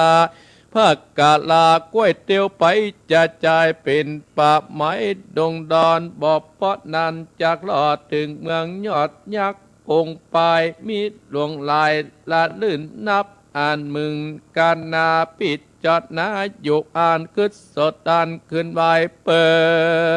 นนะแล้วตันต่างหลายกอบปองอาศีพันนอดนาวลูกยาวเจ้าปาดาปืนพันดิจยาสะสมคะนิ่งหมายจุงหนีไปนาอดใจพาป่าบะเนินจากไปลอดเมืองนอกเมืองนาคยอดลาดตานีจงปองเอาสาวจียศใหญ่ลูกเต่าไตปัดดาเป็นพันนิญากาปีเจ้าปูนกวางได้สามนางอ่อนน้อยเป็นกุหอยเป็นปานน้องไข่ปานนิใจจึงสมใจไปกัดนิ่งหมายนั่งตั้งไหลนานโสดบ่มีโทษมโนนะจักเป็นบุญมัดเต่าแก่ตนพี่เจ้าและนานังสมศรียอดซอยคืนนางนอดน้อยเทวะกัญญาได้อุจจากเก่าหูตั้งไปสีดนงไว้หน่วยเนิดก็เอายาวิเศษยอปันแก่นอจอมพันบุญใหญ่เก็บเมียดไว้โดยตามก็มีอันแดดนากาละนาไปหลอดนางแก้วยอดเทวะกัญญากอบปากันนอพุทธาลาปากออกจากเงินตนเตียวตายถึงสะใหญ่วังใจไก่ปานปัดลองวังตาลสัดใหญ่หน่วยมวลหมู่ได้พระมูตับมีแล้วปั่นปอนดีโดยเล่าขอบพี่เจ้าเสียใจจุงมีจุกใหญ่สมใจไฟอันกานิ่งหมายอันตรายใหญ่น้อยอย่าได้มาจองหอยกับตูนอย่ากลางวนไอกาศสัพพะปัญญาตั้งหลายนี้ดิวสวสดีคำเจ้าปันปอนปันเต้าขึ้นมากันจากขายสุดจอยนางยอดซอยลากหนอบมุนีกำปาอ้อยนาขึ้นมาสู่เกะอาที่อยู่บ่มีกินกูเดียวได้ก็มีอันแลดนาอันหนอบมุนีกำปากับนางไก่ปลาสมศรีได้ลานีปีกพอกไว้หน้าออกขึ้นบ้านก็เตียวไปอยู่ที่กายกอดดอกบัวอุบลใหญ่บัวขาดดำลงบานไปพอที่ปืนเก่าก็บวบบานนั่งนงการบอกไว้ก็อ่านต่างเตียวจอนก็มีงูตัวใหญ่กาอยู่นอนกึดหุ่นต่างบ่ปันต่างไตเต้าก็เหือเจ้าบุญมีจริงเอายาดีกุนมากใส่ปากตัวมันก็จึงปันเป็นต่างกว่าแล้วแกวดหนานำต่างแล้วรีบเร็วไปเล่นฟ้านำฟังฟ้าตัวมันไปบ่อปอนจนอิดอ่อนนับนาจริงห้องจ้าเมื่อดูราพ่อพญางูจุงอินดูตัวข้าจะลีกว่าเตไปข้าตัวบัดตันเตใส่อีตาเหือย้อยกาญาอีดนับนาลำหมอกกันท่านบ่ออกไปปานข้าตายบัดตันก็หิงมีความหิวอดเตียงจากหน่วยหมดมอละนาที่นั้นปัญญางูตัวใหญ่จริงบอกคือเจ้าหนอพระติไว้บุญนาท่านจุงยาจาขี่หลังคาบัดเดียวจักป่าไปถึงเมืองติดดังใหม่หนอบุญไปหนุ่มเต้าก็คือเจ้าสุโภมมาโมกขะกุบมันก็มาแจ้งใจอ่านเก้าไก่ขี่งูขี่หลังงูใหญ่ตามกรรมมันก็นำเอาไตเต้าไป3 เดือนหลอดพอบควายจึงหลอดเมืองมดงามใหญ่ลาดตานี้นำหนอมุดนี้อ่อนไปอยู่ที่ศาลาตกแต่งไว้ที่หนตังที่อันขนปานก็มารอด เจาะนอนกันปะยางูงอนตัวใหญ่สมไฟไอใจมันนำเจ้าบุญกวางมารอดติดนอนจึงปีกไปอยู่ที่อยู่แดนมันจึงบอกว่าต่อไปเจ้าบุญกวางเตียวไปตั้งมารอดถึงเมืองจอดดังหมายบ่มีอันตรายมาต้องในแห่งองค์กาญาบัดเนื้อตัวข้าขอพักนาตัวโอนไปอยู่ที่ตัวตนดังเก่าขอท่านจงอยู่สวัสดีอย่าได้มีพยาธิอุบัติตัวหานปาปากรรมถูกต้องในแห่งห้องอินทรีย์แล้วก็เอายาดีวิเศษหือเจ้าน้อยเนตรบุญนาเป็นยาปณินาประเสริฐมีคุณลำเลิศเลือดลายสัตว์ตัวน้อยตัวใหญ่ที่ตายไป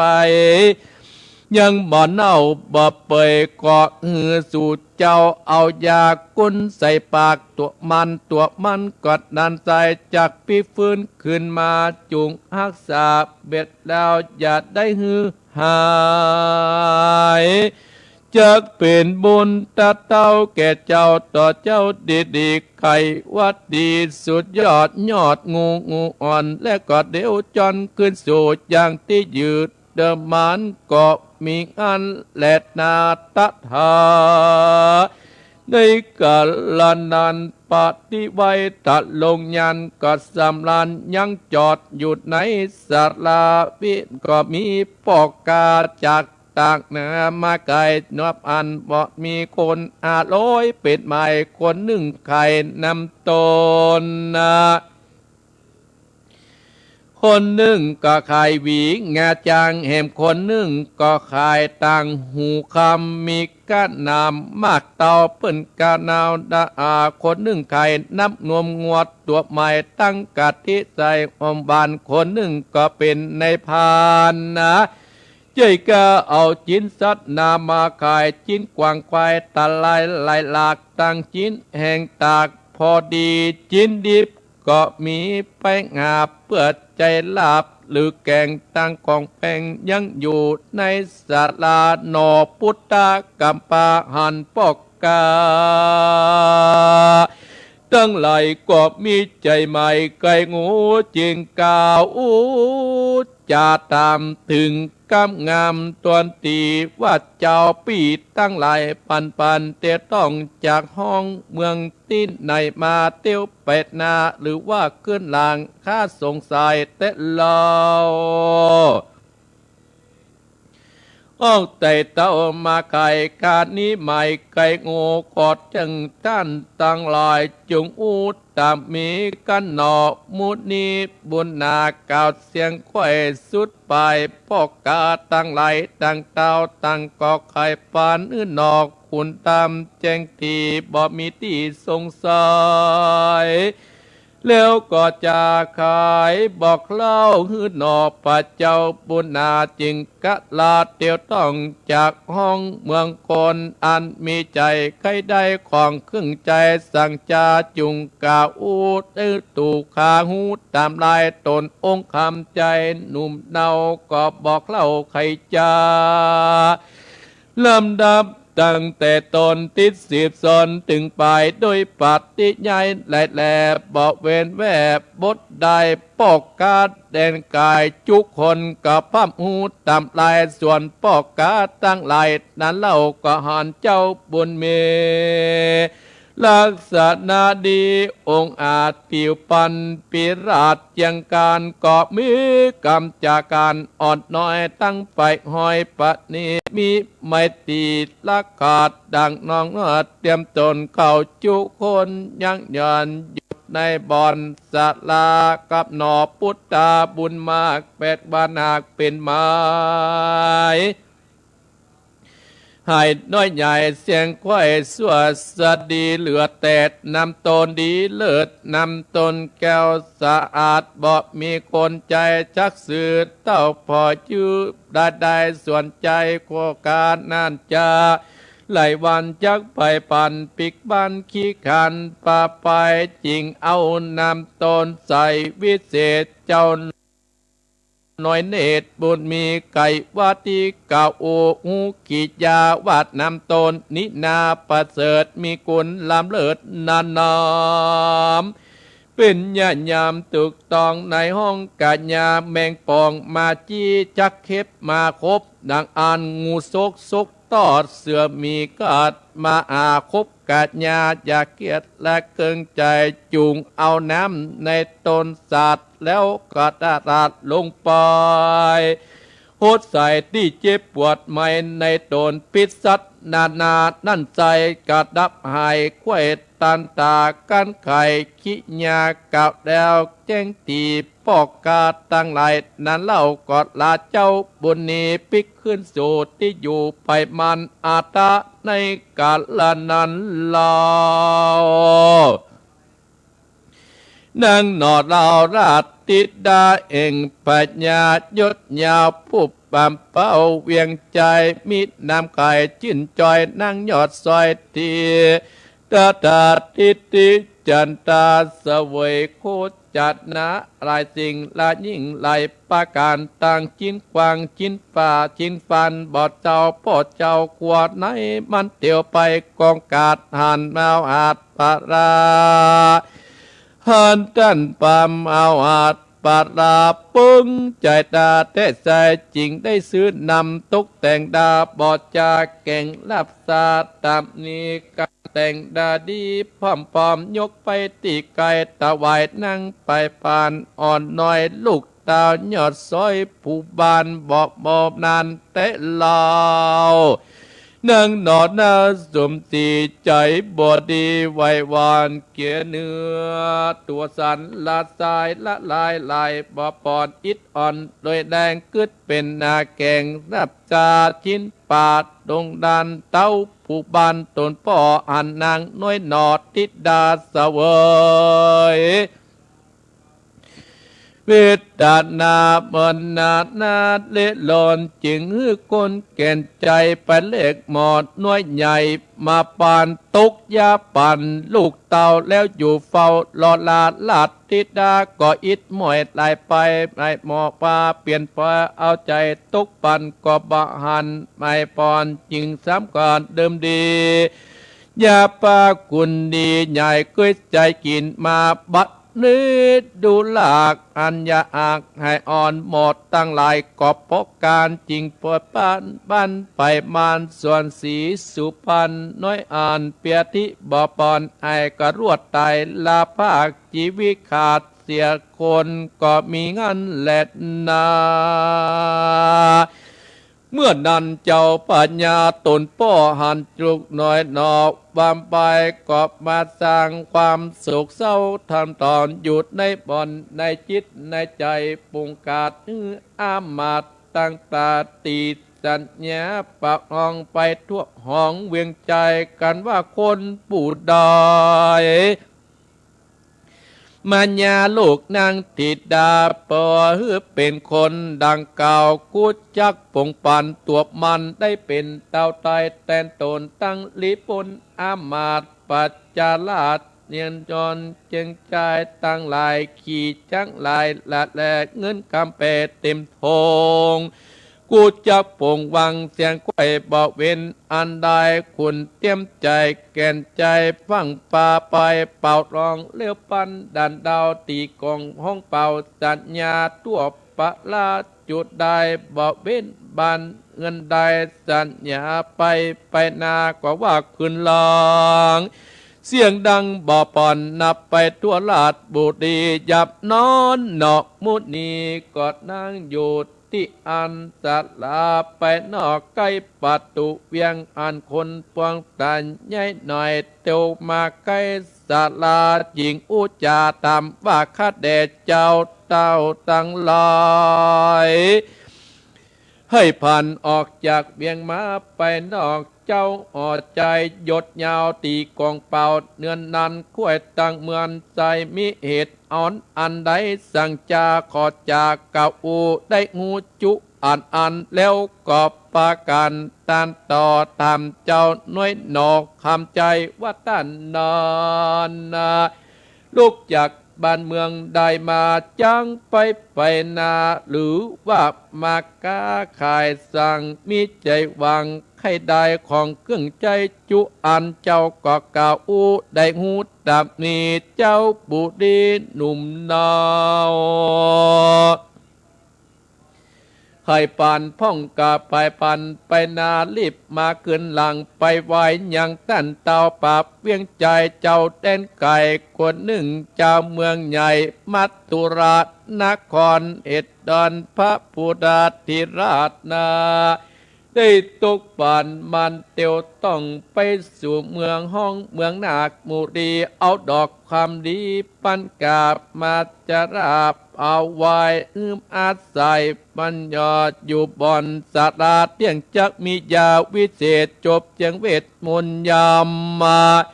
เธอเป็นบุญมากเต่าจึงเต่าไปปันคนเดียวเตียวต้องโพสบ้านเมืองเฮาและนาได้8 วันตึงตาลเรียกมันเข้ามาที่อยู่ในพังกาปราสาทใครจะทำทีเตียงจักเก่าจิตตามเมเจ้าบุรีตั้นฟังกรรมมุดานตนสาพิจจัดดานาเสียงคุดไปเที่ยงคนผู้แกวนเล่นไปปันเรียกคุณตามกำพาไม่อยู่ตอดนะบัดเดียวได้ว่าตุลาใจหนุ่มแดงก้อยเจ้ามียาใดวิเศษติปมนอันตรนาจักนำมาลากเพื่อจากอาคนที่ตายไปฟื้นขึ้นมาดังเก่าเป็นคนเล่าดองอ่อนกันเต้าผู้พรกล่าวเสียงสุดไปโนนคำใจหนุ่มนาวก้มกราบอันโจดดีก็เดปะมุนีตนยศปรับเป็นใต้เมืองปาดาอันว่ายากกุนมากคานน้อยหาดยังมีปันดีเมียดไว้แต่บ่เคยใจลงกับไปสมใจไปอ้างจะวิตอ้างเสียอย่างใดก็เจ้าออกโคงโยดจงไปโพดคุณนาและนาฮือแจ้งต่อตาตนนอดรถสะปนยอดซอยเก่าเสียงสุดความกำปันาเตี้ยจินดีจิงน้ำหนอมุดนีไปสู่ห้องลาดติดาหมอดลาดนาเมยมางตัวกระดังเหมือนคอนมอยนอผาจินนาวรที่ไวก็เอาน้ำใส่ในน้ำต้นใส่วิเศษอันปอกกาต่างเทศโยตะไวเอาญากุลกามากอันปะญางูปันนำมาฝนใส่น้ำและเมียดปั๊มตะมีเอายาดีกุลมากหลอดใส่ปากลาดติดาแล้วก็ลอลาอยู่ตาบัดเนินจ่าเฮิงนันนางนงกันนอดนาวลูกตั้นเจ้าเมืองก็หูคิงปิกฟืนสะดุ้งตื่นยำนอนนาปิดทอดตอนบ่หูลำบากกัญญาลุกขึ้นมาบอดจานั่งตอดนะบัดเดียวก็มีอันแหลดนานิติตังกิญาสั่งวันนานาวิเศษสุโภมกขาหุกทนอกป่านเจ้าตกยานางนาตาติตาติตายความนาเปียติกาลาวีปืนมาดังเก่าเป็นคนเดาเดิมอ่อนนาเจ้าผู้ดอนโยดจักไปโปรดคุณนาตำสัญญาวาดหรือบอดตัวกรรมใจมวดดำหลีกเวียนต่างสิ้นปัดติญญาจักลอดลาฟังผูกต่อไปกอบบางคมโสมเลสเดชเอาละศรัทธาญาติโยมบรรดาป้าอุยแม่อุยป้าออกแม่ออกพี่น้องศรัทธาท่านผู้ฟังทั้งหลายอาตมาภาพได้เทศน้ำเทศธรรมจบไปแล้วศรัทธาญาติโยมจบไปศรัทธาธรรมเทศอาตมาภาพเทศนี้ก็ชื่อว่าสุภมโมกขะมาเก้าแห่งศรัทธาญาติโยมสุภมโมกขะมาเก้าหาง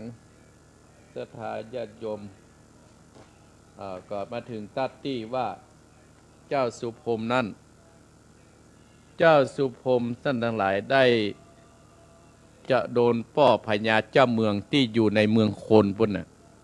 ที่พญาเจ้าตนมิถิรานั่นฮือเอางัวเอาจ้างโจรกันเอาไก่โจรกันสุดท้ายของทุกสิ่งทุกอย่างที่โจรกันเจ้าสุพรมโมกขะซึ่งเป็นผัวของนางเทวกัญญาซึ่งอยู่รักษาตัวกันที่ป่าไม้ที่หั่นสุดท้ายพญาเจ้าเมืองกระจายอุบาทต่างๆนานาสุดท้ายว่าเจ้าสุพรมเนี่ยไปหาดอกบัวปันกาบมา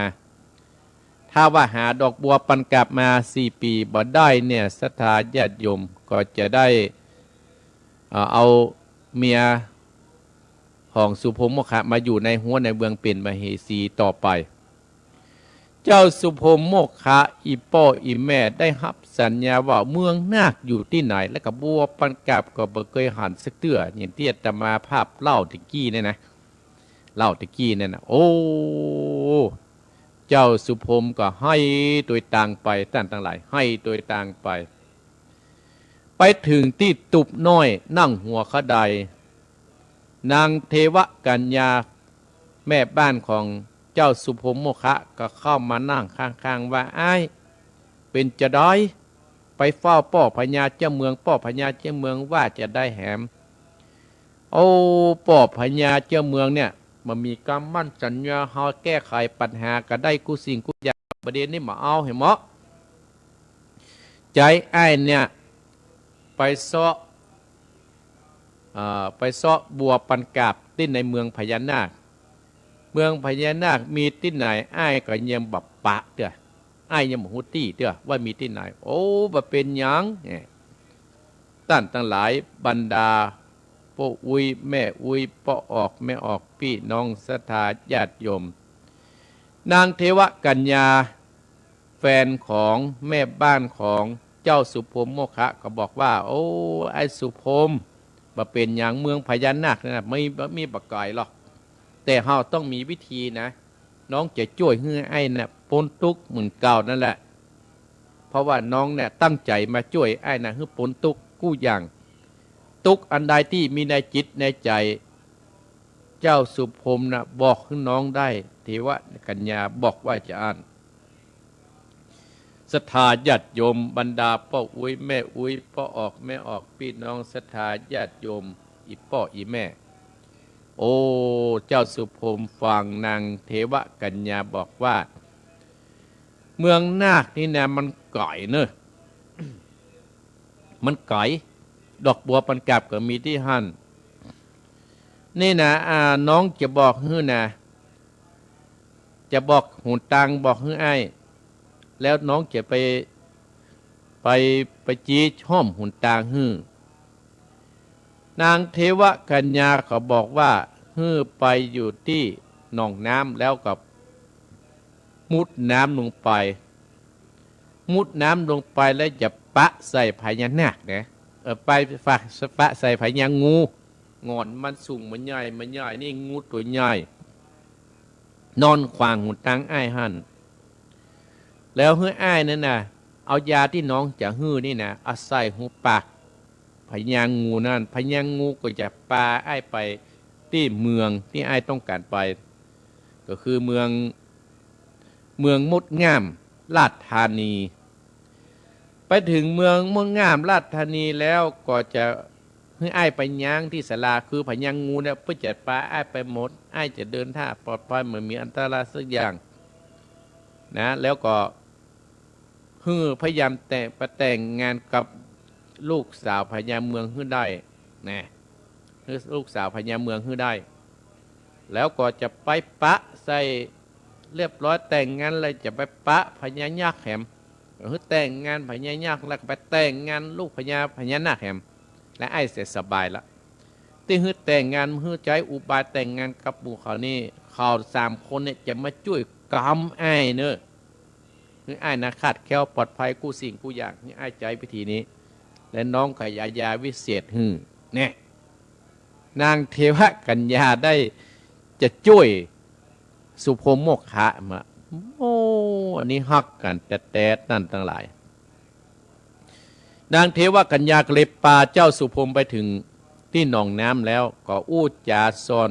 ล่ำลากันเป็นที่เรียบร้อยแล้วเอายาวิเศษฮื้อแต่ท่านทั้งหลายแล้วก็สร้างว่ามันจะปะอย่างอี้เนอฮื้อเจ้าสุพรมเนี่ยจำฮื้อดีมุดลงไปพื้นดอกบัวเนี่ยจะไปปะใส่พญางูและเปิ้นพญางูจะเกิดหุนตางไว้ฮื้ออายาที่น้องฮื้อเนี่ยอาศัยหูปากมันแล้วพญางูจะปาไอ้ไปที่เมืองมดงามราชธานีนี่นะเนี่ยบอกแต่ต่างเรียบร้อยล่ำลากันเรียบร้อยเจ้าสุพรมโมคคากับมุดน้ำไปท่านทั้งหลายลงพื้นมุดน้ำไปส่วนนางเทวกัญญากับปิกไปอยู่ที่กระท่อมเจ้าสุพรมโมคคากับมุดน้ำไปท่านทั้งหลายมุดไปถึงไปปะใส่พญางูแต่ท่านทั้งหลายนอนขวางหุนตางหูหันนอนขวางหุนตางอยู่หันสถาญาติโยมทั้งหลายอีพ่ออีแม่นอนขวางอยู่หัน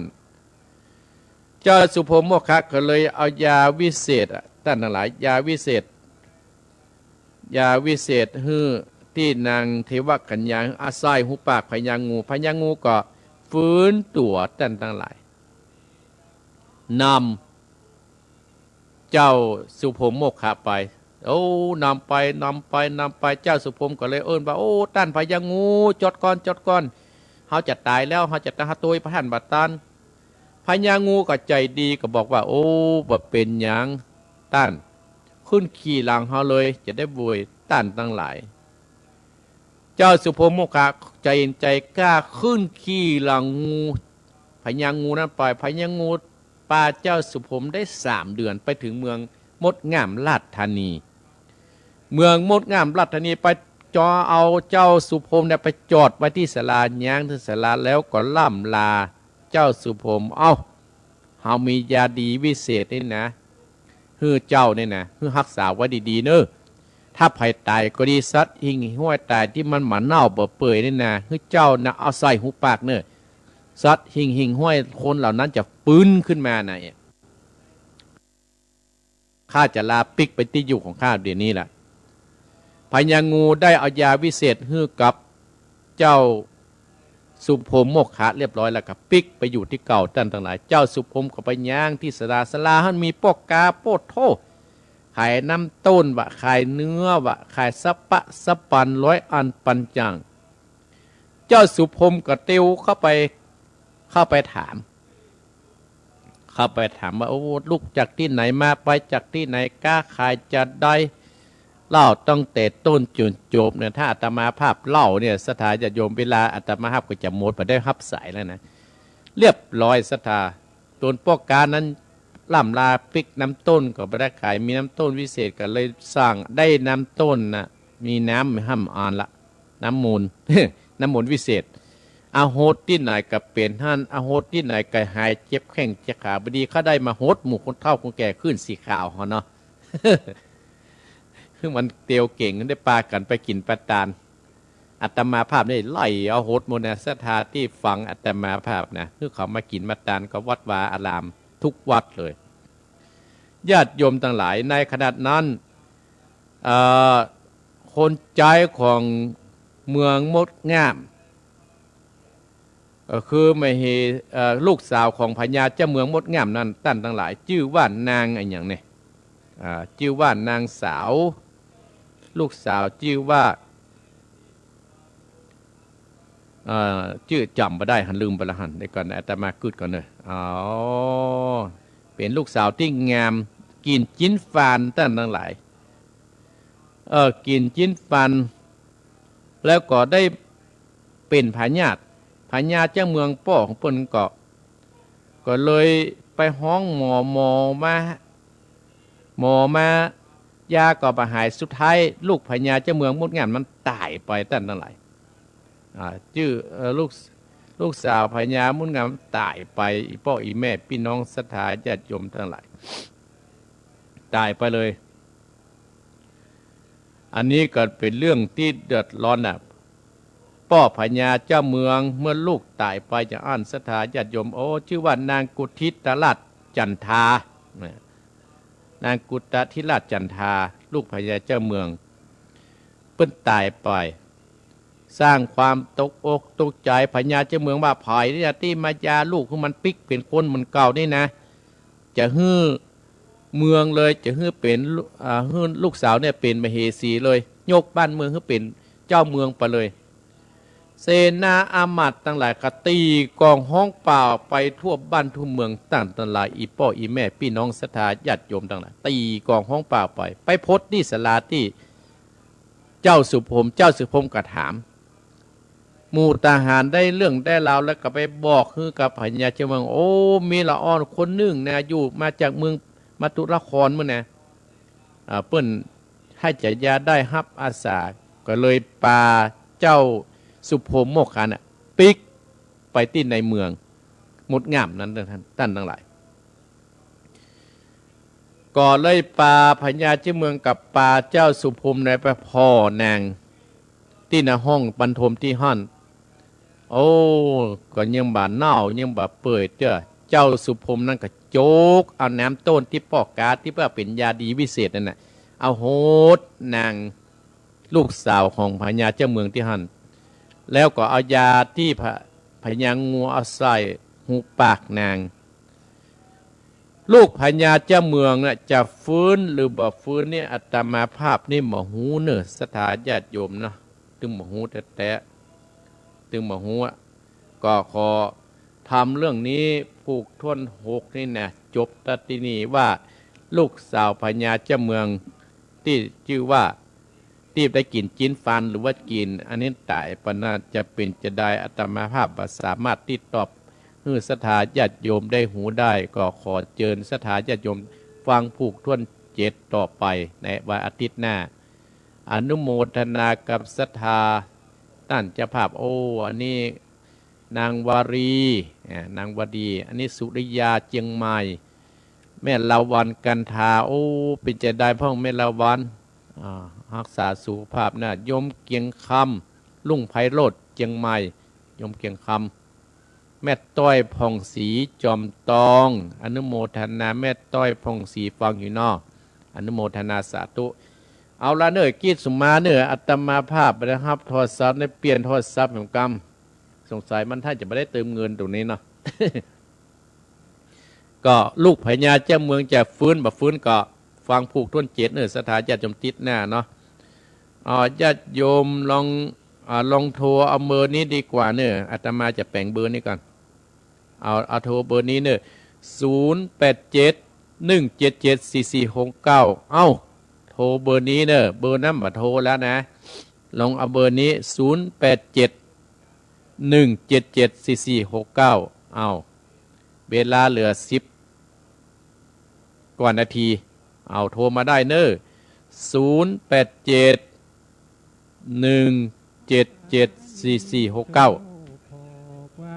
อ้าว